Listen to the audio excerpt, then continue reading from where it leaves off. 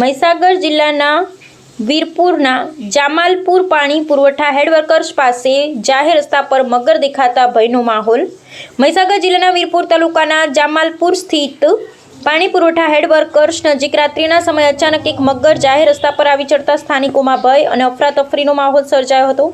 મગરને જોઈ થોડા સમય માટે રાહદારીઓ અને વાહન ચાલકો થંભી ગયા હતા। સ્થાનિક રહીશોના જણાવ્યા મુજબ પાણી પુરવઠા હેડવર્કર્સના સામે મગરે ધીમે ધીમે રસ્તો ઓળંગતો જોવા મળ્યો હતો, જેના કારણે રસ્તેથી પસાર થતા લોકો સલામતીના ભાગરૂપે થોડો સમય ઊભા રહી ગયા હતા અને મગર રસ્તાઓ પાર કરી ગયા બાદ જ આગળ વધ્યા હતા। મહીસાગર જિલ્લાના વીરપુર ધોરાવાડા મુખ્ય માર્ગ પર બનેલી આ ઘટનાને કારણે થોડા સમય માટે વાહન વ્યવહાર પણ પ્રભાવિત થયો હતો। મગરને જોવા માટે લોકોના ટોળા એકત્ર થયા હતા, જોકે મોટાભાગના લોકોએ સલામત અંતર જાળવી રાખી સાવચેતી દાખવી હતી।